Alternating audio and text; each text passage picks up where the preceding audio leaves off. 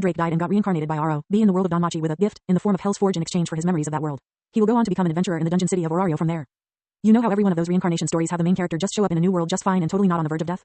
Yeah, I didn't get that treatment. Instead what I got was 1 second making a deal with some weird blinding thing. I refused to consider whatever that was a person. And the next I was screaming because it was like a truck hit me and I didn't have the good luck to die immediately. The next part got a bit fuzzy. Look, I'm not making excuses or anything, but I legitimately can't recall exactly what happened as panic set in and I tried to do anything I could to fix myself. All I know is I felt a surge of something rush out of me before I passed out. When I came to next I wasn't in pain anymore and was in for quite the shock. First thing I noticed was that I was half naked with only a simply pair of rough shorts on. When I say rough I mean it too, as it was like burlap or something with literal rope holding the waist up. The second thing I noticed however was that on my chest and stomach were black markings like a tattoo I definitely didn't have before. It probably would have looked badass if I wasn't kinda out of shape and had a little bit of a belly on me, not fat mind you. It looked kinda like a ring of flames with a weird symbol in the middle of it. At the back of my mind I somehow knew exactly what the markings represented. My curse technique, Hell's Forge. I instinctively knew what the technique did, but that didn't mean I couldn't be a little irritated that I had no idea how to use it. With a sigh I could only choose to ignore that for now and take a look around to see where the hell I was. Trees, plants, and rocks as far as I can see. This tells me nothing beyond the fucking obvious. I'm in a forest.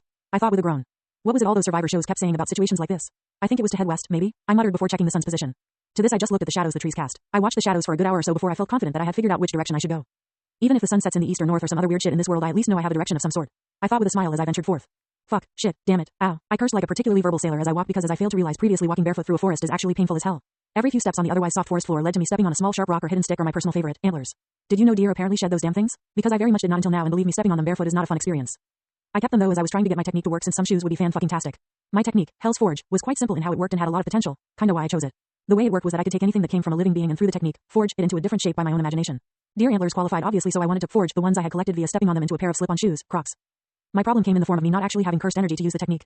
No fucking idea how that happened to be honest with you, as an innate technique and cursed energy to use said cursed technique were kinda a package deal, but here I was with a technique and no energy. The worst part was that I know for a fact that the energy I did have was not the curse variety. Why? Because none of my anger at the constant pain in my feet was doing anything to it at all, of course. The energy just flowed through my body in a nice calm manner regardless of how I tried to get it to do anything at all. Honestly speaking, if it wasn't for the pain in my feet I might even appreciate the view, as like most forests it was kinda nice in this one, cool yet warm and full of life. As a result I noticed immediately when shit got quiet all of a sudden. Gee tilde. I heard a sound coming from my left and my attention narrowed in on it as a sort of primal fear came to me. The sort of feeling one might get at the zoo when a lion attacks the glass separating you from them. I knew why too the moment the source of the sound jumped into view. A humanoid creature standing about 4 feet tall with green skin and a scrawny build holding a wooden club, a goblin.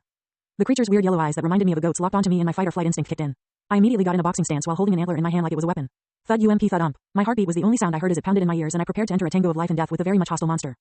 Thwack. An arrow came out of seemingly nowhere and sank into the goblin's forehead before I could however. The creature fell on its back without any fanfare and twitched a bit before going still. It was so sudden that I couldn't even flinch before my foe was dead. This didn't make me relax however, as logic told me that whatever or whoever killed the thing might be a far bigger threat. You can relax. If we wanted you dead you wouldn't even realize it before you hit the ground. A female voice spoke from behind me causing me to leap away from the sound by reflex. Rather twitchy this one captain, another female voice asked sounding amused. From the shadows around me several women walked out where I could see them in various types of clothing including metal armor and even some that were wearing almost nothing at all. Those ones I noticed all had dark hair and skin and were eyeing me in a way that made me uncomfortable. A woman who appeared 20ish like me with reddish brown hair and a green cloth shirt with no sleeves and brown leather pants with a sash and gloves spoke. I am the captain of the Artemis Familia, Rethusa. Why are you here in the forest? And why do you lack any clothes beyond those shorts? She demanded with a serious expression. Author note. I wrote this story as the choice made by my patrons and have a little over 20 chapters of it already on my Patreon. If you would like to support my work the link is. Just remove the spaces. Artemis Familia. Published by web novel. Danmachi-Hell's Forge. Alexander Drake died and got reincarnated by Aro, B in the world of Danmachi with a gift in the form of Hell's Forge in exchange for his memories of that world. He will go on to become an adventurer in the dungeon city of Orario from there. I honestly have no idea. First thing I remember was waking up in that direction about 4 hours ago and following the sun to try and reach civilization. I said with a shrug while pointing the direction I came from originally. You seem awfully calm for someone lost in the woods, Rethusa said questioningly. No point in panicking as far as I am concerned, not like it would help to do so after all. I said honestly. I truly meant it too, as I knew that I was in a different world from Earth, but nowhere in the history of ever has panicking done anyone any good on more than an accidental basis. I watched enough movies to know that panicking typically gets you killed instead and tried to use my head for this situation. Rethusa looked at one of the scantily clad dark-skinned women and ordered her to follow my tracks to verify my story. As for you, my goddess will decide what should be done with you. The redhead said coolly. I was confused about something and asked a question that I probably shouldn't have from the reaction it got. By goddess do you mean figuratively or metaphorically or something like that? I asked and all the women froze. You don't know? One of the women asked in shock, an expression they all shared. Something tells me I asked a stupid question. Can someone explain why? I asked with a bad feeling. A goddess from heaven, like all the gods and goddesses, Rethusa said, and I shook my head. Not ringing any bells I'm afraid, I said honestly. What exactly do you know about the world at large? Rethusa asked with an expression that said she had a clue what was going on. Well let's see, there's my name. I know how to speak and write and I know how to count money. That's about it though. On second thought that's probably not good, is it? I asked with a frown. I had this sneaky suspicion that I was missing some very important information about this world that was making me stand out badly to these women who were from here originally. Amnesia, do you have any wounds on your head? Rethusa asked seriously. I patted my head and sure enough on the back of it there was a lump I didn't notice until I touched it. I nodded and she sighed. You were probably traveling on the road nearby to Orario and got mugged by bandits. One of them probably hit you in the head and messed up your memory. She said, and all the other women looked at me in pity. If you say so. Any idea what happens from here? I asked with a shrug. You are a strange man, Rethusa said but paused when she realized I hadn't introduced myself. Alexander Drake, but I prefer Alex. Plus I think I'll take that as a compliment since being normal is overrated. I said with a chuckle and a smirk. If you say so. She sent back with a smirk of her own before continuing. Anyway, to answer your previous question about what comes next, we will wait for our goddess Artemis to find us before likely escorting you to Orario and then to the guild who should be able to help you further. She said seriously. Judging from what was said earlier, literal gods and goddesses walk the land, and I can only hope that this version of Artemis isn't like the one I am familiar with. I thought with a shiver at the myths involved with the Greek goddess and men. To explain the old Greek myths about the goddess by that name all but painted her as someone who was not on the best of terms with the male population. There were some downright disturbing myths involved with her punishing men who peeked at her bathing or something like that. Now I was not a pervert or anything like that, but that didn't I wasn't nervous at the idea of meeting such a being. Not to mention this was a literal deity we are talking about here, which was concerning enough by itself. After about 30 minutes a group of women with one in particular that caught my attention showed up. The one my attention was focused on was beautiful with strangely perfect proportions and long tied up blue hair and green eyes. She had this presence to her that made me feel in awe as well. That must be the goddess then. Strange that other than the weird sensation she gives off she appears no different from a normal human. I thought as Ruthusa explained the situation. The blue-haired woman looked at me. Is what my captain true? She asked seriously. What? Oh sorry, I was lost in my thoughts. Can you say that again? I asked an awkward smile. My captain told me of your story. Is it true? The blue-haired woman asked again sternly. As far as I know though, for reasons that are obvious, that isn't very far at all. It happens. I said with a shrug since I didn't really care. And you truly didn't know of the gods walking the world? The woman asked curiously. I shook my head. Nope. Real kick in the head that bit. Pun very much intended. I said with a laugh at my own joke. Are you insane? She asked with a funny expression as she tilted her head to the side slightly. I shrugged. Maybe just a little, but I won't tell anyone if you don't. I said with a grin. Whatever the case, my familia will see you to the guild in Orario, worry not. She said seriously while ignoring my antics. And there's that word again, familia. What does that even mean anyways? I asked curiously. As I was led out of the forest I got a rundown of the very abridged world history but could get the gist of the situation. Basically this world had something known as the dungeon, that spawned monsters that invaded the rest of the world for some reason, and the gods created heroes to fight back using their spirit partners before at some point descending from heaven themselves to give their blessings to the mortals here. The ones who got these blessings were known as adventurers and grew through effort, battle and feats in groups under their respective gods called familias. In my current company for example, each of these women had Artemis's blessing and as such were her familia. There were also multiple races in this world as well. As I said though, this was a heavily abridged version of the world history and there was more details I would learn later. Being an adventurer sounds like a fun idea. Might even have been my original plan before I wound up in that forest. I said after my brief history lesson was over. Well, you certainly aren't faint of heart considering you tried to fight a goblin with a shed antler of all things. Ariane, who was one of the Amazons I learned about, said with a laugh. Races, Shedding Rust and Fauna. Published by web novel. Danmachi-Hell's Forge. Alexander Drake died and got reincarnated by Aro, B in the world of Danmachi with a gift in the form of Hell's Forge in exchange for his memories of that world. He will go on to become an adventurer in the dungeon city of Orario from there. Amazons were a strange race that at first glance appeared human, but a key difference was that they all had a single defining feature. They were female. Every single Amazon was a woman, and as a race they made more of themselves by mating with the males of the other races. The scary part however was that despite being human in appearance they were nearly twice as strong physically as any normal human woman with the exact same build. The next race I felt worth mentioning was one that if anything were actually disadvantaged rather than gifted as a whole, the Palams. The only greater than average innate trait that Palams had over humans that were considered the weakest race was that they all possessed sharp eyesight and can see in the dark. Unfortunately however the race was also on average 4 feet tall and had thin wiry bodies that were even weaker than any average humans. Other than that there were the usual fantasy races such as elves, high elves, dwarves and beast folk. Elves of all types were much like all of Earth's fantasy depictions, typically fair-skinned magic wielders with long ears and a dislike of other races. Mind you, this was a cultural thing in this case and not an innate one, but I think it hardly mattered as racism was racism. Dwarves were also short sturdy folk with an affinity for alcohol and earthen-based activities and magics. Beast folk were, and I am not being racist here as I asked, basically humans with animal features like ears and tails and sometimes rare innate traits related to their animal side. So yak girls were a thing and they also had the whole meow speech tick as well in most cases. There was also a whole list of crossbreed species that tended to have an uncomfortable amount of human halves involved as well, but those were a dime a dozen and typically had traits of both their parent races and as such not really worth talking about.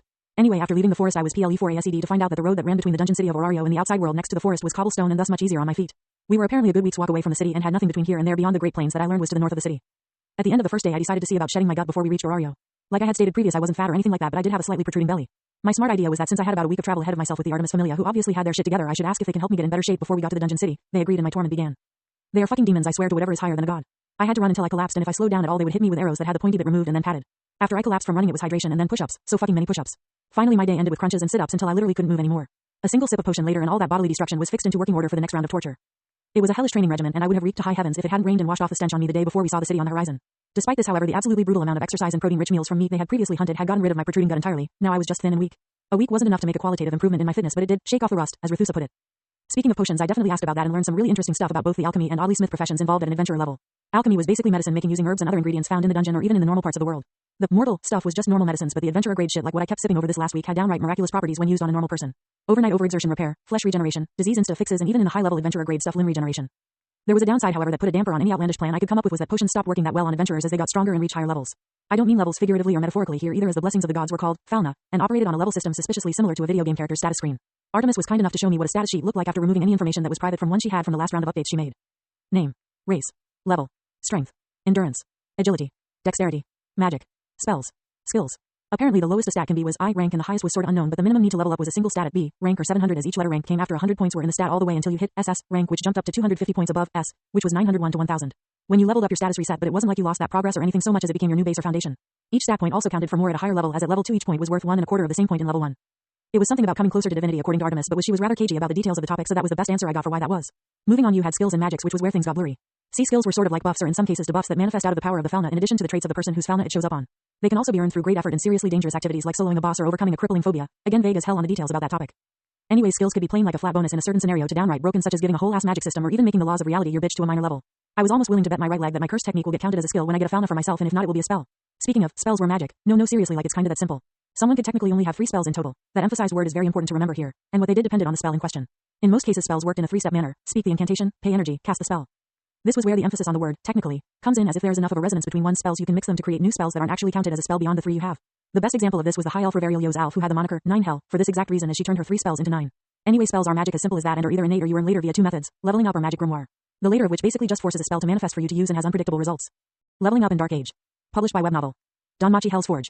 Alexander Drake died and got reincarnated by R.O.B. in the world of Danmachi with a gift in the form of Hell's Forge in exchange for his memories of that world.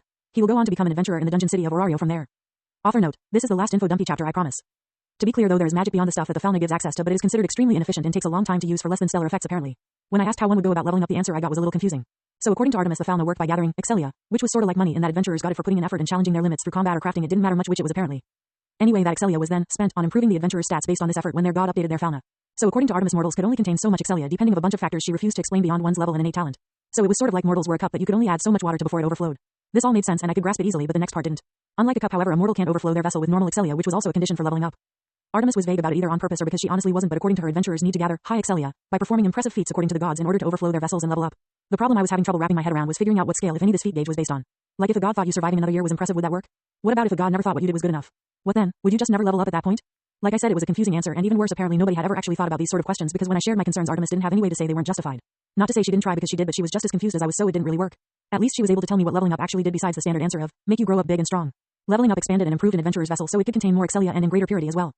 The way gods understood it was that the higher the level and the more powerful an adventurer got, the closer to divinity, or arsenum, as it was apparently called, they got. This made me think that if an adventurer got far enough, they could themselves become a god, which Artemis agreed made sense if that was truly how the Fauna worked. One would likely then ask the question, but what about demigods then? The answer of which was that they didn't exist. In exchange for coming down to the mortal realm, gods sacrificed two things while here: their power and the ability to procreate. To be more specific, the former was actually sealed and they could get rejected from this world if they released those seals. The later, however, was well and truly missing from their mortal forms entirely, which is why they tend to refer to those who have Faunas as children. Quite literally, the ones who bear the Fauna of a god are the closest thing to offspring they have here in the mortal world. It gave a whole new meaning to the phrase adoptive family. After a week traveling together, I was fairly comfortable around the Artemis Familia, and I am willing to say they felt similarly. That must be Orario. It's bigger than I thought if we can see it from here, I said as we crested a hill and far into the horizon stood the colossal structure. That's the dungeon city for you though. The only place in the world that you can find everything. See that huge pillar in the middle? That's Babel. Supposedly it was made by Oranos himself when he first descended to Genkai. Ariane said, explained as she walked near me. I reckon at our current speed we will arrive in another 4 hours. This should be plenty of time for us to report to the guild and get you settled. Rethusa said seriously.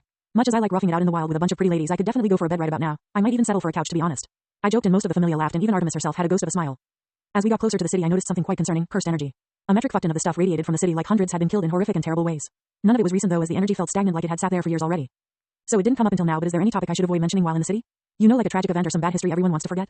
Got no memories, remember, so a heads up now would save me the trouble of finding out later. I said, fishing for a clue about what I was seeing. And oh boy, let me tell you, I was not prepared for what I learned. It was known as the Dark Age and was a period of 8 years starting from the failure of the Hera and Zeus familias to kill the one-eyed black dragon. That failure resulted in all the high-end power of those two familias to be destroyed and allowed the two current hegemons to step into the light after they seized power and exiled both Hera and Zeus from Orario. Freya with her powerful otter and the rest of her familia of worshippers, and Loki, who played a supporting role but still has the second most powerful familia in Orario. Sadly, those positions of power came with a terrible price, as with the Zeus and Hera familias who had reigned supreme over the last 1,000 years gone, the darkness they had kept at bay came a knocking, evilous. Dark or mad god-run familias whose only noticeable goal was to sow as much death, destruction and chaos as possible. 7 years ago the final blow was dealt to evilous according to Artemis, but the wounds they left behind still hurt even now. It was some heavy stuff and explained the cursed energy floating that blanketed the city like a fog. Knowing what I did about cursed energy, though, I did wonder why it hadn't turned into a cursed spirit, but then I realized something interesting: it was inert. The energy wasn't active like it was in its usual world and was in fact totally harmless unless something were to make it active. I won't lie and say I wasn't tempted to gather it up and use it, but I could tell that as I was right now I had no hope of containing that much energy. Danmachi-Hell's Forge. Published by web novel. Alexander Drake died and got reincarnated by R.O.B. in the world of Danmachi with a gift in the form of Hell's Forge in exchange for his memories of that world. He will go on to become an adventurer in the dungeon city of Orario from there. Orario. The city grew larger and larger the closer we got to it, until I began to question whether or not the place was built by these seemingly medieval people. Reason being the nearly 200-foot tall solid stone wall that surrounds the entire thing and was nearly as wide as a standard 2-lane road back on Earth. This city was so large that when we were standing in line to go through the gate I couldn't see the end of it by looking to either side, like it encompassed the entire side of the horizon. Apparently the wall wasn't there to protect the city so much as to keep any monsters that break out of the dungeon from escaping. I mean, it made sense, but considering the goblin I met briefly a week ago, I am pretty sure the wall failed to do its job. Anyways, the entry procedure for the city was rather straightforward, as the guards took one look at the Artemis Familia before sending us through, since they were regulars coming and going from the city. Inside the city was downright fascinating, as immediately you were hit with just endless rows of buildings of every sort of architecture imaginable. Most were noticeably made of stone and wood, though, which Rethusa told me was because it was the easiest to replace in case it got destroyed. The shops, oh the shops. Every variety for as far as you could see: potions, food, clothes, weapons, you name it, and there was a shop for it right near the gate hawking their wares. Don't even think about buying anything from these stores if you value your money. Ariane warned seriously when she saw me looking around excitedly. Why not? I asked curiously. These places are newbie traps. Not saying they don't sell good stuff, but it's all way more expensive than the stuff closer to the dungeon. I'll show you a couple shops that will do for you until you get to at least level 2, since they are on the way, she said with a smile. I appreciate it, I said gratefully. It's fine. Truth is, we all feel kinda responsible for you after getting you here, you know what I mean, she said, waving off my thanks. I nodded, since I could understand the sentiment fairly well. It was a bit like rescuing a baby squirrel from a felled tree until it could take care of itself. An amusing thought now that I had it, me in a squirrel costume, that is. You said you wanted to be an adventurer, right, Alex? Any idea what sort of weapon you want to use? She asked after we left the shop conversation behind. Hadn't really thought about it, to be honest. Hey, is punching the monsters to death an option? I asked with a chuckle. Not until level 2 at the earliest, and even then you'd need to specialize in strength and endurance, Ariane said after thinking about it for a moment. It was a joke on my part, so my surprise could be understood when she flat out told me that at some point it was totally doable. It basically tipped me off that any weapon was an option, as well as your fists were as raw damage as you could get with weapons being force multipliers instead. I fell into thought as a result and allowed Ariane to physically guide me as we walked. I think I know what I want to use, I said suddenly, which caught her and the rest of the Artemis Familia off guard. Well, don't leave us in suspense. What you come up with? Ariane asked curiously. I think I want to use a hammer. The sword meant for two hands, but that has a short handle so I can use it with one hand. I said with a wide grin. That's a new one for me to hear about. Can you give better details like dimensions and weight? Orisa, a half-dwarf woman who had the blacksmith developmental skill in the familia, asked curiously. Do you have a piece of parchment and some coal? If you do, I think I can draw it out. I said honestly, and even though they didn't, it was an easy fix by stopping into a general goods store for them. I took the parchment and coal stick and carefully sketched out Thor's hammer from the Marvel movies I remembered. On Earth it would be impractical to use the thing as a weapon, but here adventurers were superhuman, so it was totally doable. The idea alone got me excited, and I may have gotten a little over-detailed in my sketch of the hammer. Front, side, and top views were each drawn out to the best of my memory alongside the length and width of every part. When I was done, I handed the parchment over to Orisa, who looked it over with a critical eye. At first glance this design seems impractical, but if you were to turn one side into an axe head like this, it should work on any kind of monster, she said after sketching out her modification. Surprisingly, it was similar to the Stormbreaker axe Thor used in the later films, except the axe head was square-shaped like a giant wedge and the handle was much shorter and of course had the standard Mjolnir hammerhead on the other side. I loved it immediately. That's perfect, I said with a wide smile as I admired the design. If your first one is made out of steel, I think you ought to be able to get it for cheap. Hell, I think a few smiths would give it to you for free just because of how unique the weapon is. Bit of a warning though, you should also get some gloves or you'll shred your hands on the handle from the weight in each swing pulling at your skin. After you raise your endurance though, it should be alright to go bare. Orisa said helpfully. Thanks for the advice, I'll try and remember it. To be honest though, I am surprised none of you are trying to convince me to use a different sort of weapon instead. I said honestly. Nah, sometimes a weapon just calls to you and you gotta embrace the call. We could all see the yearning in your eyes just looking at the sketch. That weapon there's got your name on it and that's a precious thing for an adventurer, shows talent. Ariane said seriously and the rest of the familia nod when I look at all of them including Artemis.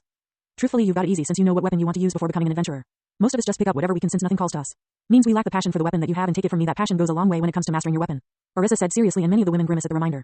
Trip to the Guild. Published by web novel. Danmachi-Hell's Forge. Alexander Drake died and got reincarnated by R.O.B. in the world of Danmachi with a gift in the form of Hell's Forge in exchange for his memories of that world. He will go on to become an adventurer in the dungeon city of Orario from there. I could tell that most of them had a similar issue at some point in the past from their reaction. It was sort of funny to me, to be honest, as they could each break me in half like I was made of cotton candy, yet they had to suffer in a way I won't get there. Not to say I can relate though, as I was quite the weeb on Earth and had to my great shame tried to learn how to wield a sword at one point and failed miserably. Anyways, we headed to the Adventurers Guild after that, while a few of the familia left to set an order on supplies for their next departure from the city as they never stayed long. True to her word, Ariane pointed out a few shops that would work out well for a newbie adventurer as we walked. She also pointed out a few buildings I should avoid since the stuff they sold was quite dangerous, but not for the reason you might think. Soma wines are sold there. Stuff has an extremely addictive quality to it. I've seen people get turned into husks from being unable to resist the urge to get more after trying it. She warned seriously. She might as well have not said anything at all, as the higher concentration of cursed energy on those buildings alone would have stopped me from checking them out. Cursed energy is literally powered by negative emotions like anger, grief, fear, doubt, greed, envy, and so on, so anywhere that has a lot of the stuff is probably best left alone. About halfway to the guild though, I shivered as I felt a gaze land on me that felt different than normal, like all my secrets were laid bare before it. Is it just me or does anyone else feel like they are being stared at right now? I asked worriedly and Artemis looked concerned. It may be a god who specialized in souls, try to ignore it. She suggested and I complied, though it was quite hard. Getting stared at while feeling naked was highly uncomfortable and as a result tended to be hard to ignore. Thankfully it seemed to work as the gaze vanished just as fast as it appeared shortly after that. I thought gods couldn't use their powers here? I asked confused.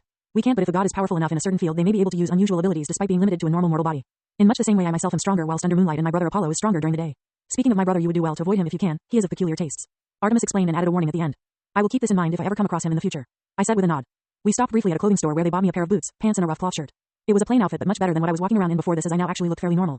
Walking around with next to nothing on was an Amazonian trait I didn't feel like copying for no reason. Shortly after that we made it to Dungeon Square, which was a sort of wide open clearing around the entrance to the dungeon in Babel that had adventurers coming and going constantly. Deodorant was unfortunately not a thing with adventurers, so the whole area smelled of blood and sweat, which made it quite the stench. To my earthborn nose it was enough to make me grimace in disgust. A fact the Artemis familia noticed and made fun of me for. Yeah, definitely going to find an alchemist to create deodorant and popularize it in the future. Maybe like a powder that keeps the smell of a hard day's dulled in the dungeon from wafting off into the air. I thought seriously as we approached the large building off to the side of the square with a huge sign hanging above the doors that read, Adventurers Guild. Surprisingly, the guild was very orderly and almost reminded me of a bank in a way, as adventurers came in, turned over their profits from the dungeon to a teller and then got paid the market rate for them. In a different part there were members of the guild helping adventurers with gear in preparation for going deeper in the dungeon. Over to the side was a large board with parchment nailed to it that had details on requests for adventurers going into the dungeon to complete. The Artemis familia walked up to a counter and the teller, a mature redhead with large canine ears on the top of her head, smiled at them. Welcome back, Goddess Artemis. I take it you have completed the requests you took last time you were here, she said in a polite and friendly manner. Always, Miss Rose. This time we came across a bit of an anomaly on the way back while hunting in the forest. He seems to have been waylaid by bandits on his way to Orario and left in nothing more than a pair of shorts in the forest with a head wound that has robbed him of his memories. Artemis said while motioning to me. Alexander Drake, but I go by Alex, a pleasure to meet you. I said with a smile after stepping forward. Rose Finette, the pleasure is mine, she said politely before turning to Artemis again. I imagine you wish for the guild to help him until he can support himself or joins a familia, she asked seriously. Artemis nodded. He has already decided on becoming an adventurer, so perhaps the easiest route would be to allow him to see a list of familias that are recruiting and set up an appointment with the god in charge of it. For lodging we can put him up at an inn room for at least a week, but we'll be leaving again after that time. The goddess said calmly. Rose nodded. Give me a moment to retrieve the list of recruiting familias, she said and walked away while we waited. What sort of familia are you hoping to get into? Ariane asked me curiously. Probably one that would let me go into the dungeon by myself. I have a feeling that I won't play well on a team, I said honestly. Sounds like a small familia might be best then. Most gods tend to advocate teams if they can, and only a small familia would lack the personage to do so. I am surprised that you would want to risk solo diving though. It's not advised for a reason, Rethusa said sternly. I shrugged. Nothing for it, my gut says it wouldn't turn out very good and I am inclined to agree. It seems to know what it's doing so far after all, I said with grin. Ambition. Published by web novel. Danmachi-Hell's Forge. Alexander Drake died and got reincarnated by R.O.B. in the world of Danmachi with a gift in the form of Hell's Forge in exchange for his memories of that world. He will go on to become an adventurer in the dungeon city of Orario from there. Rethusa rolled her eyes. Of course that would be your answer. If you eventually die from following that gut of yours, know that I told you so, she said jokingly. I chuckled. Then I just need to make sure I die for some other inane reason. Oh, what about finding the one-eyed black dragon and taking a leak on it? That sounds like it would make an interesting story, don't you think? I asked with a cheeky smirk. A good death, Ariane said with a wide smile and a thumbs up. A few moments later Rose returned and set down a small ledger that was rather thin, all things considered. You were in luck as the list was just updated this morning and as such has the best selection you could ask for and what they are looking for if anything at all, Rose said as she set the ledger down on the counter. May I? I asked and she nodded to give the go-ahead, so I picked up the thin book and opened it. Apollo. Size, medium. Type, exploration. Wanted, mage. Apophis. Size, medium. Type, exploration. Wanted, warrior. Hestia. Size, no members. Type, N.A. Wanted, no specifications given. The list was fairly simple in design, but it gave most of the information someone applying for a familia might look for. I intentionally ignored all the familia looking for a specific type of adventurer since I wasn't quite sure what I would end up as after my curse technique got usable. That sadly limited the list down to only 3 options. The Hestia familia that was clearly just starting out since it was listed as having no members. The Loki familia that only had talent as a requirement, confusingly enough. Like, how would most people even know if they were talented or not before receiving their fauna? I was a bit of an exception since I knew right away that my curse technique alone made me considered talented, but for everyone else it was an unusual and frankly unreasonable requirement to try and match. The final option was the Miach familia, but Artemis directly told me I wasn't allowed to join that one on account of the god Miach being a gigolo or something like that. It was hard to tell since she muttered it under her breath while glaring at the name. In that case, the Hestia familia is the only option that fits for me since the Loki familia is well known for their expeditions and teams. I said, setting the book down again. She can be a bit of a handful, but Hestia is a good choice. Artemis said with an agreeable nod. If that is your choice, I will arrange to have a meeting between you both. Please check in regularly for an update, Rose said calmly while taking the ledger back. We left after that, and unlike what I had expected, the Artemis familia didn't actually have a house that they operated out of, but rather just booked an entire small inn to themselves when they were in town. Suspiciously though, the inn in question was called the Moon and Bow, and had no other customers at all. The reason for that was apparently the owner, who was a beastskin woman named Irene, used to be a member of the Artemis familia but left to pursue romance as it was forbidden to do so while in the familia. She and her husband had bought a broken down building at the outer edges of the city that was basically abandoned and thus cheap, and ran it as an inn for newbie adventurers, and when they were in town, the woman's old familia. It was rather funny to see how the familia and the woman got along, as many of those in the familia were clearly jealous of Irene for getting hitched. Just because romance was forbidden while in the familia didn't mean those in it didn't wish for it, only that longing was outweighed by their desire to remain. It was also why I got uncomfortable originally when the Amazons of the familia first met me. The gazes they had were those of someone judging if I was a worthy candidate to be their mate. I failed in case it wasn't obvious. Amazons as a race had a type that they wanted as a husband: strong. That was it. That single word was their only real requirement in most cases. I am not ashamed to admit that I am definitely not strong at all. Hell, I never needed to be until I died and came to this world. Earth was a place where physical fitness was basically pointless if you weren't an athlete of some sort or enjoyed exercising.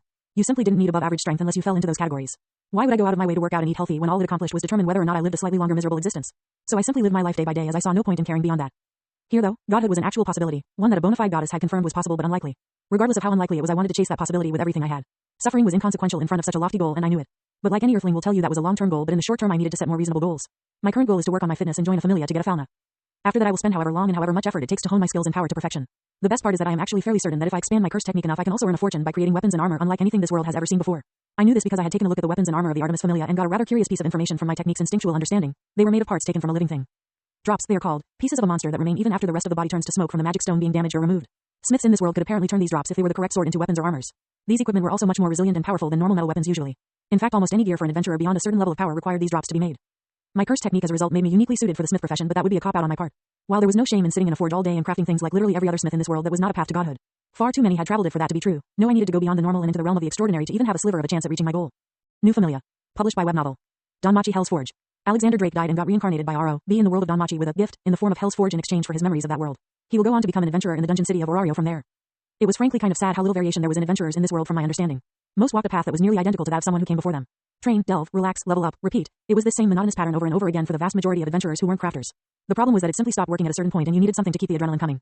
I had used my time with the Artemis familia to understand that following someone else's path simply didn't go anywhere. No one else seemed to understand this, however, if what I understood from the girls of the familia was anything to go by. Despite nearly 2 decades having gone by since the fall of the Hera and Zeus familias, the highest any adventurer had gotten was level 7. In comparison, the Zeus and Hera familias even had level 8 and 9s in them, while level 7s weren't uncommon apparently. It wasn't a matter of age either, as those same level 9 and 8s had been only 40 or so from what I gathered by asking around. They had also apparently held these levels for a few years as well, so I would guess they were at most 35 or so when they reached them. In comparison, Otter had been level 7 for 7 years now and was 32. The information I got on him was mixed though, as some thought he was purposefully preventing himself from leveling up to 8 for some reason, while others thought that was his limit. If the former was true, then I truly wished to know what it was he was waiting for. If the later was true, however, I had a hard time not considering him rather pitiable. Anyways, I spent the night at the inn and slept like a brick the moment I touched the bed after cleaning myself with a bucket of hot water, bar of soap and a clean rag. Showers were apparently only for those with a lot of money, since the ones in this world ran off of magic stones. Apparently fucking everything ran off magic stones collected from the dungeon. It was nice to know that I could make a living by delving at least. Perhaps not a great one until I got stronger, but enough to survive at least. Want to go check in with the guild to see if they have gotten a hold of your soon-to-be goddess? Ariane asked over breakfast of oats with fruit. I nodded. I'll probably make a habit of that until you guys head out again and spend the rest of my day trying to learn as much as I can about the dungeon to prepare. I said honestly. A solid plan. If you were in luck, you shouldn't have to wait very long to meet your new goddess and get a fauna. Rethusa said, approving of my plan. After eating, Ariane and I headed out to go check the guild for an update, while the rest of the familia scattered to make the most of their time in Orario. If I had to guess the time based on the sun, I'd say it couldn't be more than 2 hours since sunrise. That was a sleeping schedule that I had needed to get used to with the Artemis familia over the last week and day, waking up when the sun came up and going to sleep when it fell. That was a rough transition, let me tell you, and not one that the familia took any pity on me with. It was wake up, eat, exercise until I dropped, sip potion, dinner, repeat, all starting from the first rays of the sun touching this part of the world. The funny part was that I was always so exhausted by the end of the day that trouble getting to sleep because it was early by Earth standards wasn't even an issue. Anyways, I had adapted within 5 days of that schedule, and now I doubted I even could sleep in longer than maybe an hour or 2 past dawn now.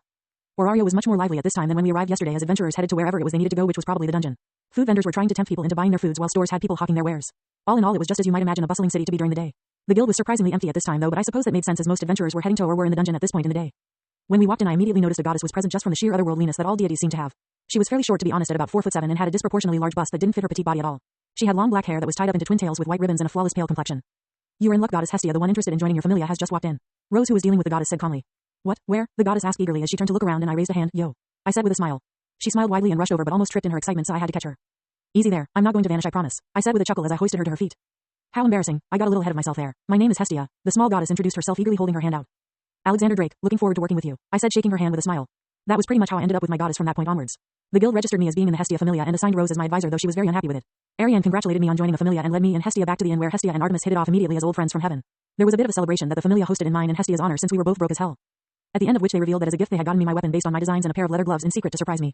Honestly, they were great friends to have and I thanked them a whole bunch with a huge smile for the rest of the party until it was time to head to my new home that Hestia had. Apparently I underestimated exactly how bad the financial situation was as the home in question was an abandoned and in heavy disrepair church at the base of the wall also known as the Forgotten Area. Status and experimenting. Published by web novel. Danmachi-Hell's Forge. Alexander Drake died and got reincarnated by Aro, B in the world of Danmachi with a gift in the form of Hell's Forge in exchange for his memories of that world. He will go on to become an adventurer in the dungeon city of Orario from there. If I take some of the decent wood from the nearby abandoned buildings I should be able to at least fix most of the damaged parts, I said as I looked over the walls of the church after arriving. You know how to build houses? Hestia asked, surprised and strangely excited. Not really, but this isn't building a place from the ground up but merely replacing damaged parts. Since the boards are bare I can just replace each of the damaged ones by pulling out some nails and putting a better board back in its place with those same nails if they aren't rusted through. I explained honestly. That does seem doable now that you mention it. Maybe we should wait until we can afford to get professionals to do it though. She said, clearly reluctant to do any renovation without the assurance of it turning out okay. I shrugged. Your call. I'd be fine either way since it looks good enough to stop the rain and cold from getting us in our sleep. I said honestly. Righto, now hurry up and get undressed so I can give you my blessing. She said cheerfully. You could have worded that better but at least I know what you mean. I teased and she looked confused for a moment before turning red when she figured out what was wrong with what she said. Tilda, just take your shirt off and lay down already, she ordered embarrassed as we walked into the church's basement that had a couch and a bed and that was about it really besides the bathroom. If you say so, I said as I took my shirt off as ordered and I noticed the curious look she threw the tattoo-like marking on the front of my torso. I had it when I woke up in the woods with no memories about a week ago so not much I can really explain about it since I myself have very little to go off of. I explained honestly as I laid down on the couch. The guild employee told me about that. It sounds horrible, she said sympathetically as she sat on my back. I would have shrugged if I could have. It's not that bad really. Then again the Artemis Familia were quite helpful at answering any questions I had. Surprisingly enough not having any memories is actually rather freeing since without a past I have nothing stopping me from moving forward. I said honestly. It was true too as I had no family, friends, responsibilities, nothing at all that could weigh me down. I could truly be considered as at rock bottom but that simply meant the only way I could go was up. Hestia seemed to appreciate the sentiment if the way she hummed was any indication before I felt a drop of something warm fall on my back. The room lit up as the fauna formed and began to take shape on my back. At first it was just like an intense heat flowing through my body from my back but as soon as it touched the symbols on my chest and stomach it turned scorching and painful causing me to grit my teeth and clench my fists. Is this normal? Nobody told me it was supposed to be painful, Hestia said panicking once I started to show pain. The painful heat dulled after about 10 minutes and all I was left with was a tingling sting like I had a bad sunburn all over my body. Irritating but something I could deal with without much issue. I think it's over now, I said honestly. Are you okay? You are burning up under me? She asked worriedly. Really? I feel like I have a sunburn but otherwise totally fine. Maybe it's a skill of some sort, Artemis said that happens sometimes. I suggested while surprised to learn my body temperature was so high. Did she? I guess she would know more than me about it what with you being my first child and all. Give me a moment to copy your status to a piece of parchment and we can go over it together. She said getting up and rifling around in a bag over in the corner where she eventually pulled out some parchment and set it on my back and did something with her finger. All done, she said and I got up before putting my shirt back on. Name, Alexander Drake. Race, human. Level, 1. Strength, 10, I. Endurance, 10, I. Agility, 10, I. Dexterity, 10, I. Magic, 10, I. Spells, Hell's Forge, innate technique. Can use anything from a living being and reshape or refine it per one's will. Incantation, Hell's Forge. Skills, Heavenly Restriction. In exchange for the ability to wield mana and magic one gains access to cursed energy and cursed techniques. Is this bad? And what's cursed energy or techniques? Hestia asked confused. It doesn't sound bad at all though that part about not being able to use normal magic stings a bit. Also I am pretty sure cursed techniques are just ways to use cursed energy which seems like a replacement for mana. Let me give it a try, I said seriously and held up an hand and began to concentrate on it. At first nothing happened but as I got more and more frustrated a dim black and bluish glow started to come from my hand but it vanished the moment I got a rush of excitement. Not really all that impressive is it? Hestia asked with an awkward look. It seems to rely on my own negative emotions to manifest right now but maybe that's just because I am not very skilled with it yet. I said without having any clue if I am right or not. It certainly sounded right given what little I actually knew about cursed energy from the anime. Like you could have a lot of cursed energy but not be able to use it very well or at all like Yuji at the start. I see, and what about this spell, Hell's Forge? Do you think you could use it? Hestia asked finding what I said reasonable. I need something from a living being but I think so. Do you think wood counts as something from a living being? I asked with a grin as I had an idea. My goddess obvious didn't see my grin as she thought about the question for a moment before saying, trees are alive so I think so, why? If I'm right we may not need to wait that long to fix up the church. Help me find a loose piece of wood to try the spell on. I said and she brightened up as she realized what I had thought of.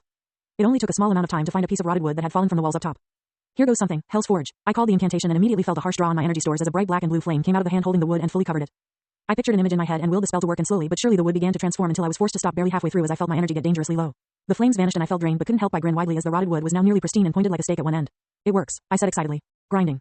Published by web novel. Danmachi-Hell's Forge. Alexander Drake died and got reincarnated by Aro, B in the world of Danmachi with a gift in the form of Hell's Forge in exchange for his memories of that world. He will go on to become an adventurer in the dungeon city of Orario from there.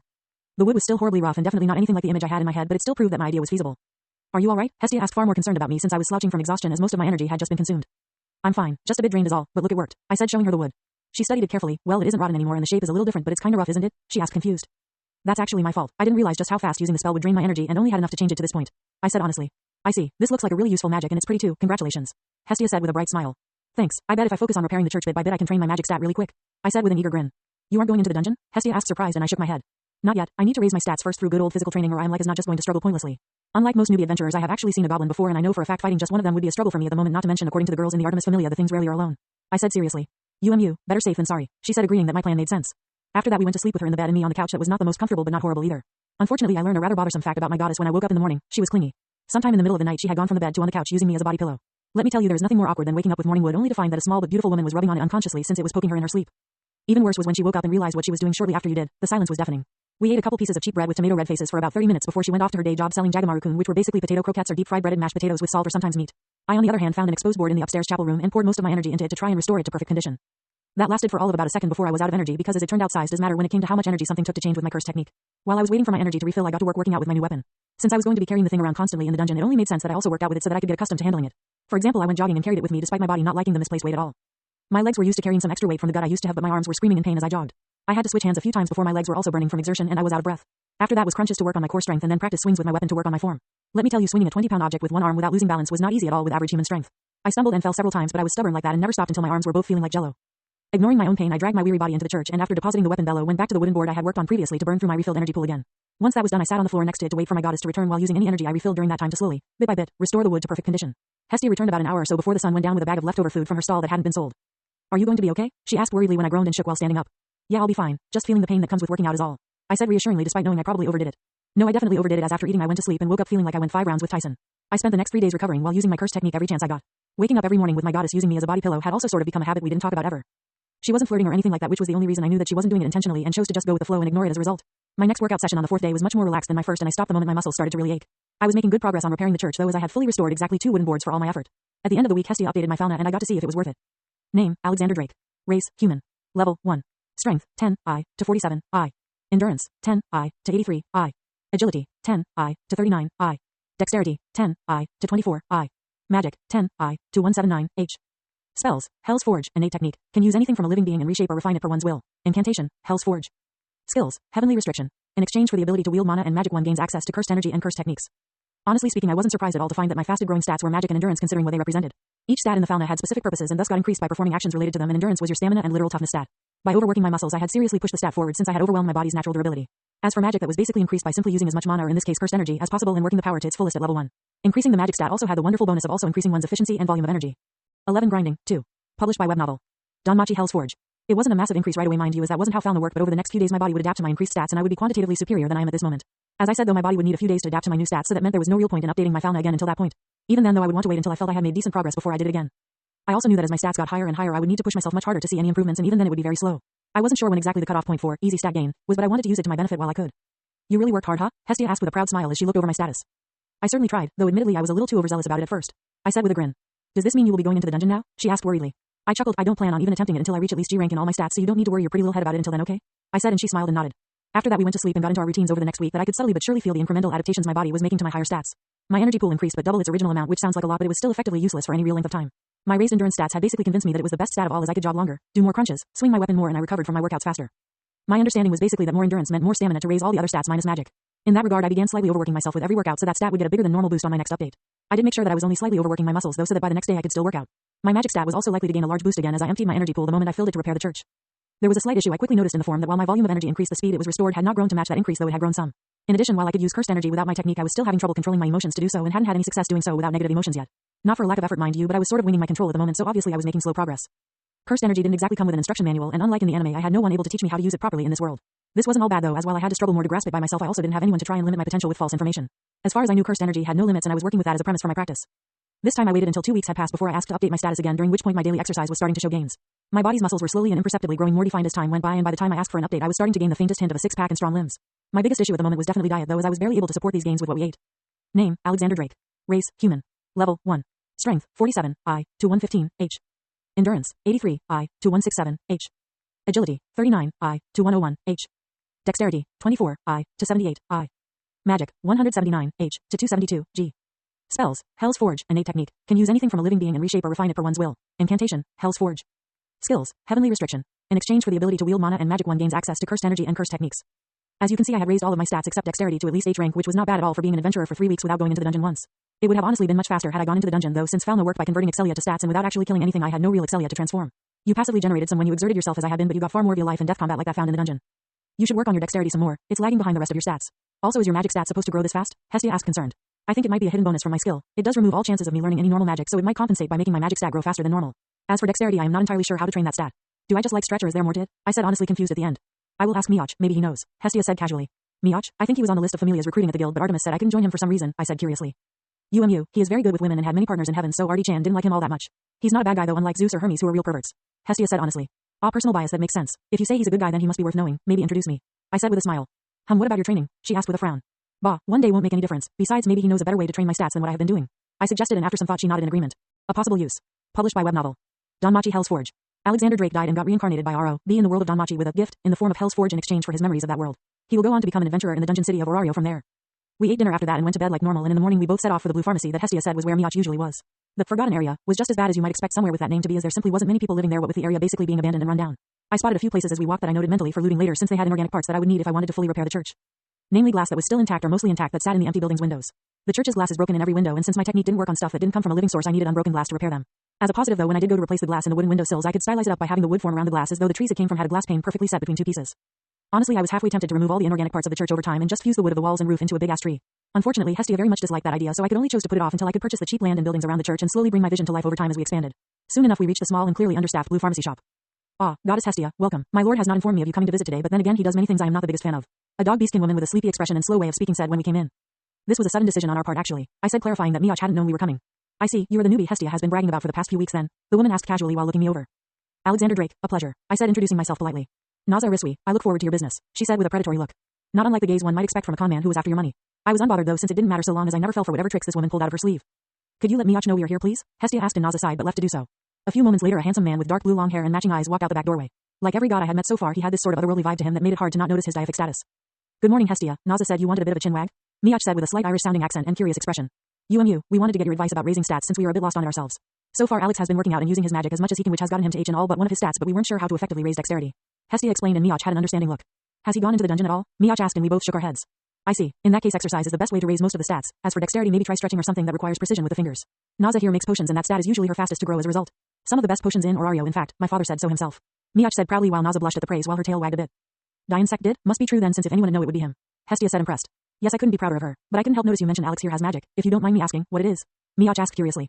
It's a bit vague, but from what we gather I can manipulate, refine or restore anything from a living thing. I said honestly, since my god has trusted him I felt I could at least attempt to do the same. Could you regrow an arm by chance? Miach asked hopefully. No clue honestly, but even if I could I doubt I can at the moment anyways. The spell is an absolute energy hog. From what I have found, the larger or more complex the thing I am using it on, the more expensive it gets. I said honestly. Would you mind giving it a go if we gave you some potions to restore your mana then? Miach asked, much more excited looking. I looked at Hestia. Can we tell them about the skill or no? I asked, since that was entirely her call. Yes, she said before looking at Miach and Naza, but both of you have to promise not to share this information with anyone else first. She said seriously. You have my word Hestia, Miach said firmly, and Naza nodded in agreement. I don't use mana, or rather I can't use it due to a skill I had the moment I got my fauna. Instead I use something called cursed energy. As a result I don't even know if a mana restoring potion would work on me. I revealed, and both Miach and Naza looked shocked. Sounds like there's more to that skill than you have said, but we won't pry. Still, your concern is well warranted. Mana potions have been specifically designed with mana in mind, so we have no idea what might happen if you drank one. Best case scenario, the potion works without a hitch for your cursed energy just like it was mana. Worst case though, it will cause your body to have mana and cursed energy clash until the effects wear off. If you are willing to try it with a weak mana potion, we can find out. Miach said with a suggestion at the end. Hestia looked at me in concern as I nodded. If I am going into the dungeon eventually anyways, I should know whether or not I should carry some mana potions with me. I said honestly. Miach nodded in understanding. First you need to empty your energy like anyone using a potion would normally. He said seriously. I need a target for my curse technique in order to do so. I said honestly. Miach scrounged around for a bit before coming up with a blue leaf that was withered and dry. Would this work? He asked, and I nodded as he handed it over. Hell's Forge. I spoke the incantation, and Miach and Naza flinched slightly as the blue and black curse flames sprung to life over the leaf. I focused on refining the leaf, adding moisture and removing impurities, that sort of thing, while my energy plummeted in about a second after I started. Over Limit. Published by web novel. Danmachi-Hell's Forge. Alexander Drake died and got reincarnated by Aro, B in the world of Danmachi with a gift in the form of Hell's Forge in exchange for his memories of that world. He will go on to become an adventurer in the dungeon city of Orario from there. I finished up right before I fully ran out of energy and handed over the leaf that now looked like it had just been plucked from the plant and had a slight gleam to it. My word, this is one of if not the best looking azure leaf I have ever seen, and so fresh as well. Miach said with an impressed expression that Naza also shared. I would hope so. It took nearly all of my energy to make it like that. What is that leaf even used for anyways? I asked curiously. It's one of the primary ingredients for the elixirs that restore even high-level adventurers' health and mana. Usually they are controlled heavily by my father's familia, but I managed to get a dried leaf from the market that I haven't been able to use until now, since as it turned out the leaf's properties are held within its juices. Miach explained without looking away from the leaf. No wonder it was so expensive to restore and refine despite only being a single leaf.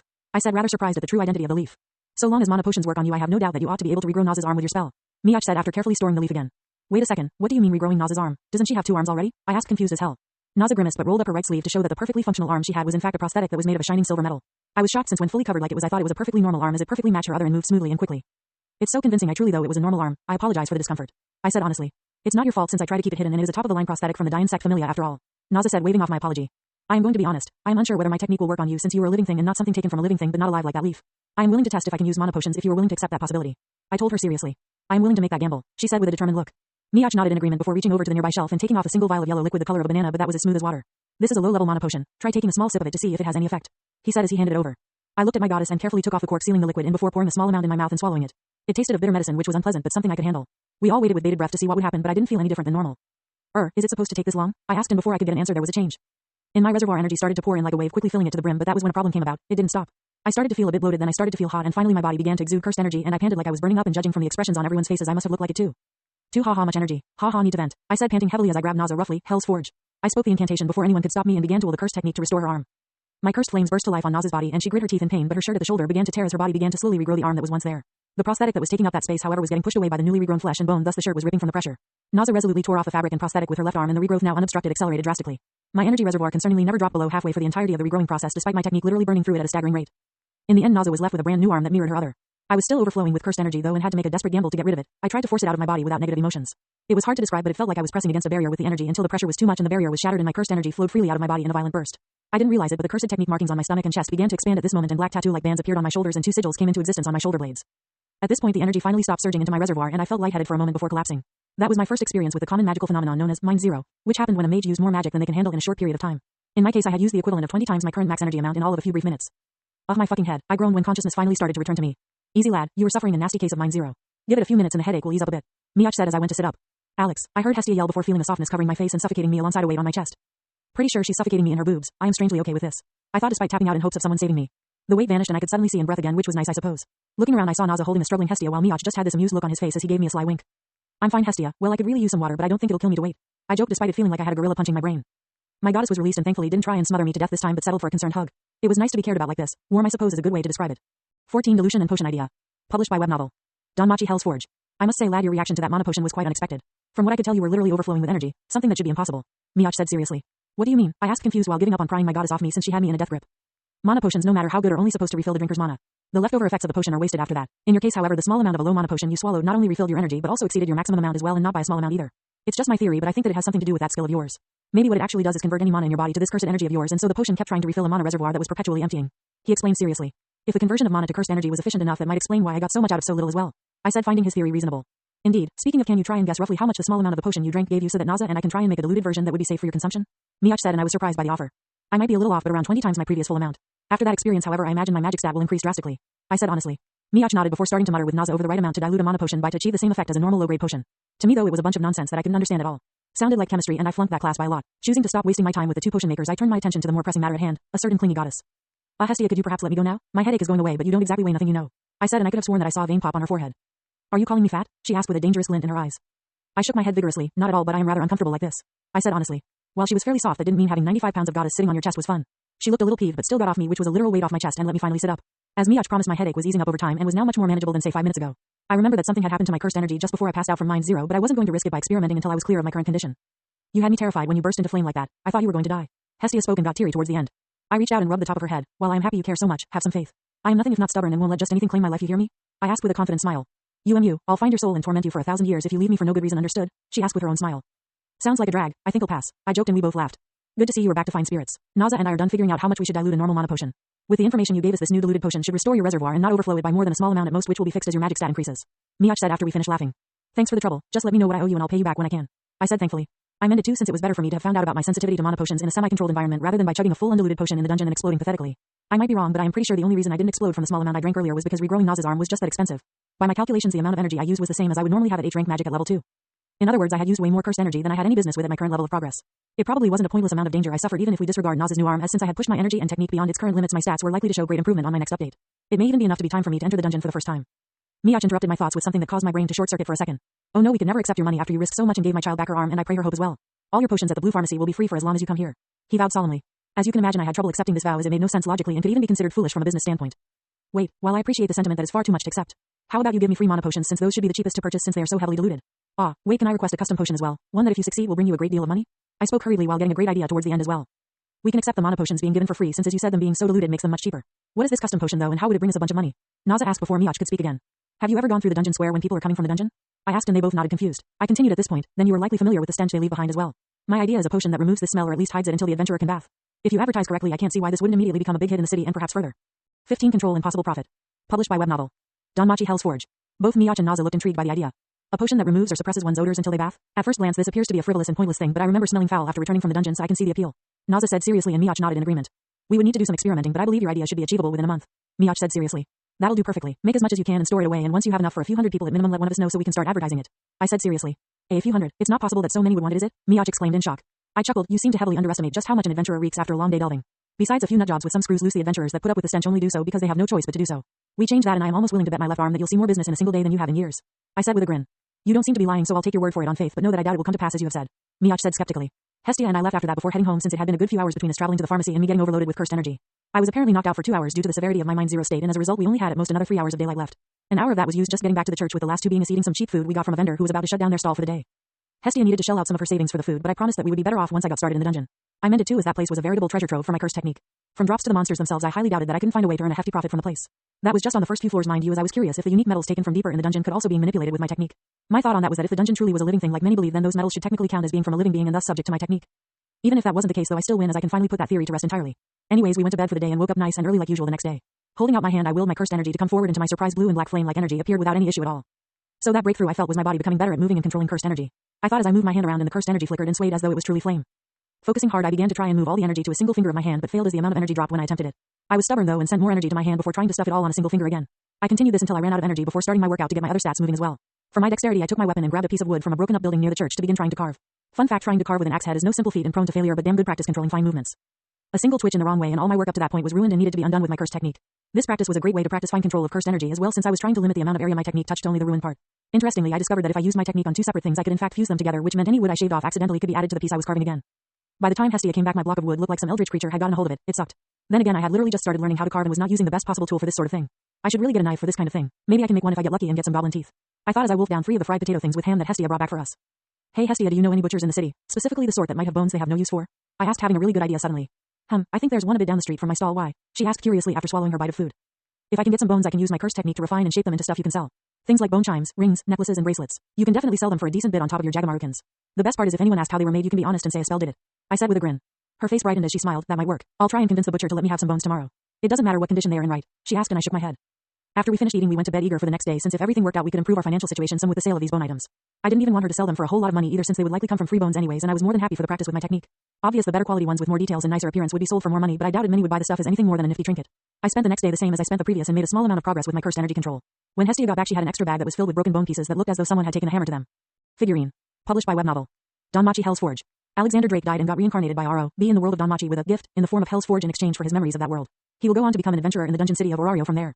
I am not talking about like if a butcher accidentally hit a bone with a cleaver and we only got the shard that came off. No, I mean it was clear that these were pristine and solid bones that someone had intentionally busted up. Before I lost my temper though, I made sure to ask Hestia what the deal was with them. Thankfully I did too, as she explained that the butcher busted them up since he said it would be easier to stew for broth that way. It was a simple misunderstanding on the butcher's part rather than any malicious thoughts. Taking the bag from her, I set it down while we ate dinner before grabbing 5 shards of bone and activating my cursed technique. The flames covered the bones and I managed to fuse them into a single orb the size of a muscadine grape before my energy ran out. It was rough and had several cracks, but it was just a base for me to work with. I'll probably need a few days before I have any amount worth selling, so by the time I get my next update then. I said honestly, and Hestia nodded.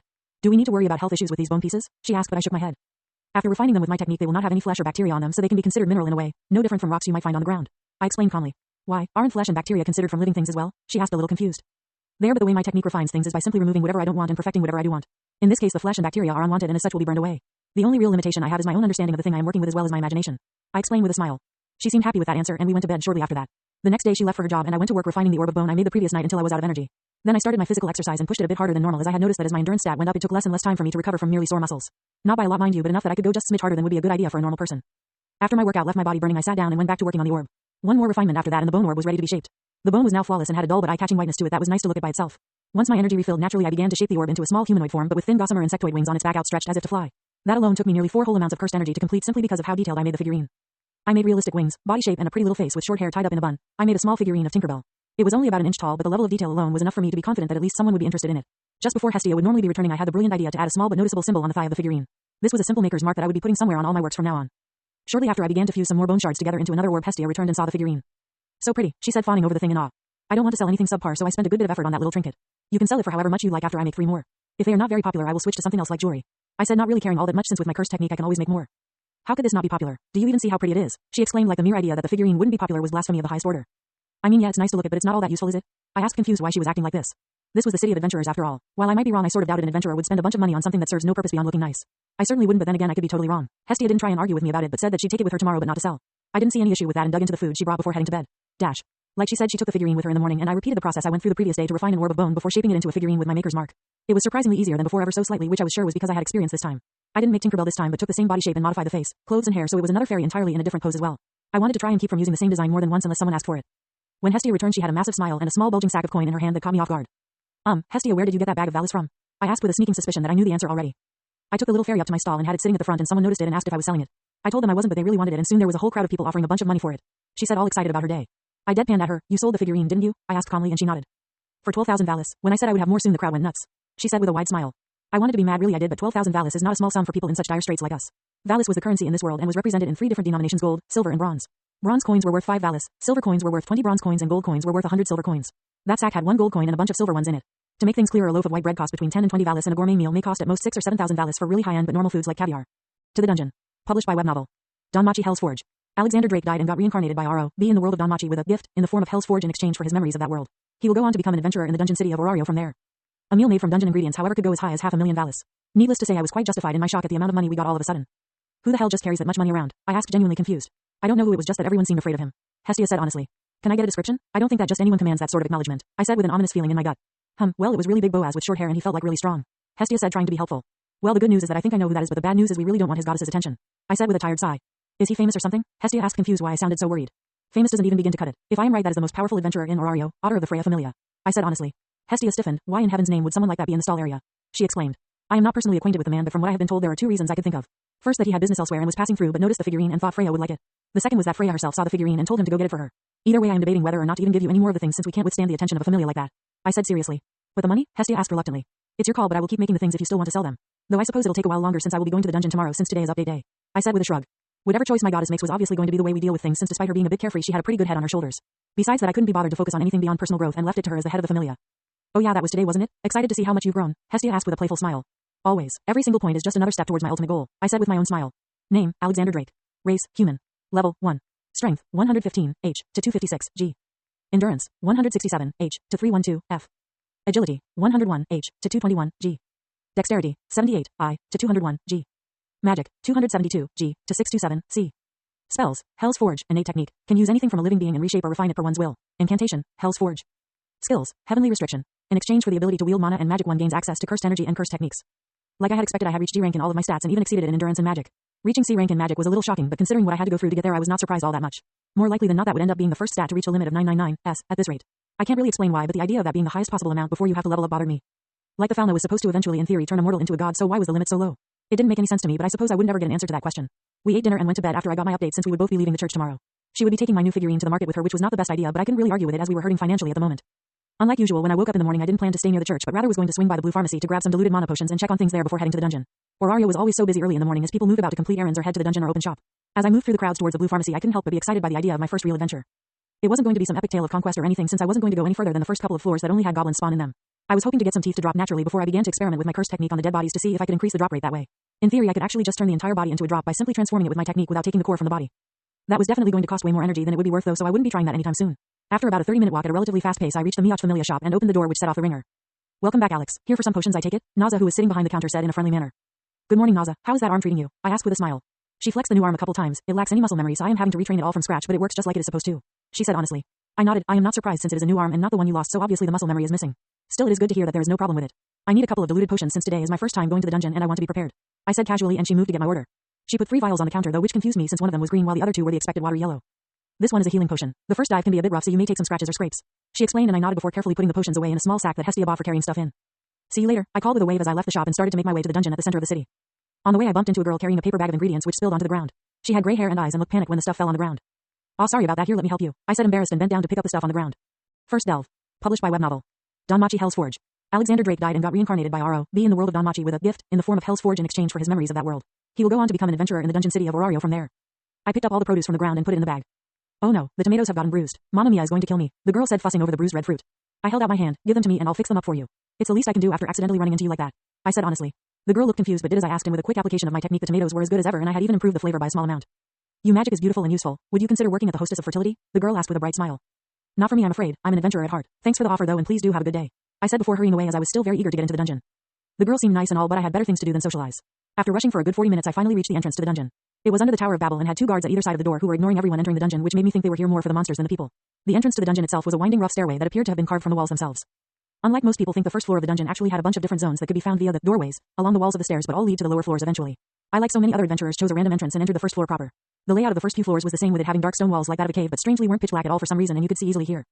I immediately walked over to a wall and put my hand on it and trying to activate my curse technique, but I got no response, but not for the reason I had expected. I could feel that the dungeon was alive, or at the very least had something indistinguishable from it, but my technique was simply unable to affect the thing. If I had to explain, it was like my technique tried to attach itself to the dungeon but simply couldn't get a grip, if that makes sense. Despite this, however, the dungeon clearly didn't appreciate the attempt, as the walls crumbled and 5 humanoid creatures with green skin and wooden weapons came from them, goblins. I cursed and quickly drew out my weapon before rushing at the first goblin nearest to me that was still disoriented from just being born. Swinging wide with the hammer part 1 connected with the side of its head. Crunch. I flinched as I felt the flesh and bone crack and shatter on impact through the hammer. It was a sickening sensation for someone who had never killed anything intentionally before like me, but I didn't have time to contemplate it as the rest of the goblins yelled and charged at me. The first goblin was obviously dead, considering I had collapsed its skull with my very heavy weapon. I knew from the Artemis Familia that monsters in the first 4 floors weren't much more durable than a normal human, so it honestly wasn't that difficult to kill them quickly if you hit the right spots. Of the 4 remaining goblins, it was one with a wooden club that reached me first, and the thing viciously leapt up and tried to crack my own skull with the thing. I dodged to the side and swung my axe head side at the goblin's side, which I immediately regretted as the ribs crunched and split with blood pouring out, and this awful sound from the lung getting crushed came from the goblin's mouth. The weight of the blow sent the creature sprawling to the side, making a terrible gurgling sound as it tried and failed to breath. Again, I had no time to deal with the mental pressure this brought to my mind as the next 2 goblins arrived, one with a sharp wooden spear and one with a club. My only saving grace was that these things were wild and didn't work well together. The spear goblin tried to stab me, but the club goblin got in the way, ending up getting stabbed in the back. It got hit in the perfect location for the magic stone to get hit, which killed the thing instantly, and it exploded into black smoke with red sparks in it. Unlike what I was expecting, however, where the smoke would just clear out like the Artemis Familia had told me, it instead got sucked into the tattoo on my chest. The fuck? I thought in complete confusion, but snapped out of my shock when the spear goblin didn't stop trying to kill me. The last goblin that also had a spear caught up, and I had to play dodge the stabby sticks for a good 5 minutes with not great results before I got an opportunity to crack my hammer side against the skull again, leaving me to deal with only 1 goblin. The last goblin had no sense of self-preservation and went to stab me again, but I frankly had enough of getting cut up by barely dodging the things, and after avoiding the spear, grabbed it with my left hand and activated my curse technique. Immediately the wood that the goblin was holding grew spikes through its palm, making it scream and try to drop the spear. Taking advantage of this distraction, I stepped forward with my weapon and brought it down as hard as I could onto the last goblin's head. The skull was totally demolished with blood pouring out everywhere as the goblin's body dropped. My senses were alive as adrenaline coursed through my veins, and I was gasping and panting heavily in exhaustion. It took 5 minutes for me to recover and start to calm down, and another 30 to stop vomiting as my mind caught up with the brutal nature of what I had done. Don't get me wrong, I understood the necessity of it, but that didn't mean actually doing the stuff wasn't hard on the mind at first. The fact I had basically killed 4 things at once definitely hadn't helped at all. If it was only one like I had originally planned, then it wouldn't have been so bad, but I pissed off the dungeon a little and got 4. Next came the really uncomfortable part though, magic stone collection. Monsters all contain magic stones somewhere in their body, usually the chest, that you needed to harvest or risk a variant showing up, which was a mutation of a normal monster that grows by eating magic stones. Interestingly, a monster's body won't vanish until the stone was harvested, and drops don't appear either. Danmachi-Hell's Forge. Published by web novel. Alexander Drake died and got reincarnated by R.O.B. in the world of Danmachi with a gift in the form of Hell's Forge in exchange for his memories of that world. He will go on to become an adventurer in the dungeon city of Orario from there. Variant. I walked over to one of the bodies and gagged but rested my hand on its face. Hell's Forge. I spoke the incantation and blue and black flames came to life from my hand covering the goblin's body. I focused only on the part that normally dropped, however, and used the technique to refine the teeth ever so slightly before cutting off the energy as I was getting low. Stealing myself, I raised my weapon before bringing it down right on the goblin's chest with the axe side. The ribs split open to reveal the magic stone that was intact, and trying not to throw up again, I reached into the cavity and tore it out, causing the body to burst into smoke and embers that got sucked into my tattoos. Well, at least I know that wasn't just a freak incident now. I muttered as I tried to sense if there was anything different about my tattoos or body, but there was nothing at all. The magic stone in my hand was bloody and about the size of my thumb, but perfectly intact with a shifting smoky-looking energy within its black crystalline form. On the ground though, I saw something that improved my mood immediately, a full set of teeth that were white. Before jumping to any conclusions though, I went through the gruesome and unsettling process of extracting the stones of the other 3 goblins and didn't get any drops at all from them, which told me that I was right. If I refined the drop before harvesting the stone from an intact body, I could get that drop guaranteed. The next step, however, was checking if the teeth I got this way were the same as a normal drop, which meant I unfortunately needed to go hunting for more goblins. I didn't need to worry about blood though, as with a quick flex of my curse technique it all burned away. Once I mentally prepared myself, I walked further into the dungeon to search for more goblins. The monster spawn rate in the dungeon was based on the power and depth the monster was on. As a result, the dungeon churned out a new goblin once every 20 minutes or so, which was why adventurers weren't constantly fighting over the things if they were even hunting them. After reaching level 2, which was a point most people easily achieved in time with effort, most adventurers ignored the goblins because they weren't worth fighting. Then of course you had the second sort of adventurer that killed everything that moved and ignored the drop stones, despite the fact that doing so could result in a variant popping up simply because it was unprofitable. I unfortunately came across one such variant this dive, though it was thankfully a new one and not out of my strike range, but definitely close. See, I was prowling the stone path of the dungeon when just up ahead I saw the damn thing. At first I thought it was a person because it was about as tall as the average human and had pale gray skin, so I thought it was just some shirtless dude down here. I was wrong. The variant seemed to sense me and turned before I could call out in greeting, and my voice died in my throat when I saw the face of the variant. Long canines and bloody red eyes that made me think of a predator staring at prey. Oh shit, I shouted as I quickly reached into my pouch and took out a mana potion that I popped the top off of, and down the moment I realized what I was not more than 15 meters away from. There was no saving the vial though, as the variant charged rapidly with a rusty sword in hand, which forced me to toss it and focus on the threat. Grah, the thing screamed viciously as it swung the blade so fast that I barely dodged it by leaping to the side. I need to grab it, I thought, immediately recognizing that I was outmatched in physical stats. Magic though? Oh, I had some real nasty ideas about how I could use my curse technique in battle. Admittedly, one of them was to straight up rip off mojito and transfigure my opponent in a way that renders them harmless, or at least less likely to harm me. In this case I was going to seal the goblin's mouth and nose before letting it suffocate to death. I know, really fucked up, but you couldn't convince me that the alternative of this thing probably bringing me to the point of near death from a direct clash would be a better option. I figured out how I was going to grab the variant in no time at all, and I was frankly not that thrilled at the idea, but it was admittedly the best I could come up with. When the variant charged at me again, I steeled myself and moved towards it instead of away. I didn't get stabbed or slashed, thankfully, as I wrapped my arms around the thing like a very aggressive hug before activating my technique. I definitely got slashed across the back after that, however, as the cursed flames consumed the goblin variant and its lips and nostrils fused shut, and it tried its hardest to get me off. Once my work was done, I punched the variant in the nose as hard as I could before distancing myself. I could feel the cut on my back, but it didn't hurt too much thanks to the adrenaline, and while the variant clawed at its face after dropping its sword, I snatched said weapon. I couldn't help but grin when I held it, as my technique told me it counted as from a living thing. Reaching into my pouch, I grabbed the health and mana potion before downing them both and putting the empty vials back. I felt an itch from my back and my energy reservoir threatened to overfill since the effects of the previous potion I took were still in effect. This time it was intentionally done as I activated my technique and began to refine the sword so that it became a guaranteed drop. Once I felt I had done enough, I crossed my fingers, prayed to Hestia, and used my curse technique on myself to try and heal the cut on my back. The pain vanished as surprisingly the technique didn't hurt me at all when I used it on myself. Even more surprising was that the energy burnt by the technique was the lowest it's ever been, and I suddenly realized I had been putting the carriage before the horse. My technique was meant to be used on me, but using it on things outside myself was the extension of the technique and thus a massive energy sink. Looking at the variant that had collapsed at this point with a blue face and was in its final throes as the life fled its body, I sighed and walked over to it and sank its own blade through its chest to retrieve the magic stone. Guild Trip. Published by web novel. Danmachi-Hell's Forge. Alexander Drake died and got reincarnated by R.O.B. in the world of Danmachi with a gift in the form of Hell's Forge in exchange for his memories of that world. He will go on to become an adventurer in the dungeon city of Orario from there. When I retrieved the stone, the variant burst into a much bigger than normal cloud of smoke that had blue embers in it rather than the red of the normal goblins. The stone was also 3 times bigger and clearly of a higher quality. The smoke got sucked into my tattoos again, but this time I actually felt a difference. It was hard to describe, but it felt almost like a drop of liquid had appeared in my mind. What it meant and what uses it had I wasn't sure about, but it certainly didn't feel like it was a bad thing. Anyway, I got the sword as a drop, and to my surprise the variant's entire skull. It honestly looked almost like a human skull, but the details were off and the mouthful of very sharp teeth said otherwise. Still, I bagged the thing since loot was loot and it might prove useful later. After this encounter, I was firmly and completely done with this delve and started heading back to the surface. I had to hang the sword awkwardly from my hip since it was a raw blade without a sheath, but nobody said anything, so I just rolled with it. I headed over to the guild nearby to sell my loot and verify whether or not the goblin teeth I had still counted as drops. The place was absolutely hopping with activity as many other adventurers also came to turn in their loot for coin. I quickly found my way over to Rose's counter that was mostly empty. Yo, I said cheerfully, and the werewolf woman glared at me. Oh well, if it isn't Mr. Drake, who I haven't seen since I was assigned to him and I thought died in the dungeon. What can I do for you today, sir? She said in the most passive-aggressive manner ever. Okay, that's fair. I probably should have checked in, but I was busy training really hard before I went into the dungeon. Got all my stats to G before I even stepped foot in the place. A decision I am happy to say was a damn good one. Today was the first time I delved, in fact, and I even came across a fucking variant goblin of all things. Probably some asshole left stones on the ground without care if I had to guess. I vented my sorrows to the woman and she gave me a weird look like I was missing some screws. So you haven't been delving the whole month? She asked suspicious. No, I was training my stats up to G first and getting a hang of my weapon and magic. Today was the first time I've actually stepped foot in the dungeon and I got ambushed by 4 goblins, then I ran into a variant bastard. Hold on, I think I already mentioned that. I said with a pause towards the end. I would like to say you have a good head on your shoulders, but I think you might actually be insane. Also, you said you came across a variant goblin? Can you describe where and what it looked like so the guild can issue a quest to exterminate it? Rose said very seriously towards the end. Oh, there's no need, I already killed it. Speaking of, I have some drops to turn in. I said before digging out the skull so I could get to the teeth and stones at the bottom of my bag. Rose just stared at the skull dumbfounded while I did this, and she wasn't alone as some other people had taken notice of the skull as well.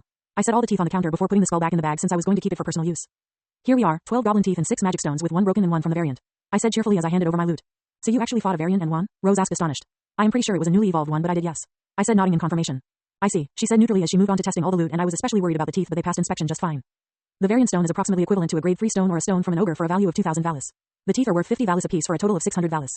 The broken stone is worth a flat rate of 50 valis. Each normal goblin core that is intact is worth 100 valis for a total of 400 valis. Your complete turnover is 3,050 valis. Is this acceptable? Rose said, breaking down the going price of things. I nodded. Yep, that sounds good, thanks for the help. I said with a smile. Rose just looked at me blankly before counting out the coin and putting it in a small bag that she handed to me. I left the guild after that and totally missed Rose gawking at the slashed bloody back of my shirt. On the way back I was called out by the girl who I bumped into hours beforehand and helped with the produce.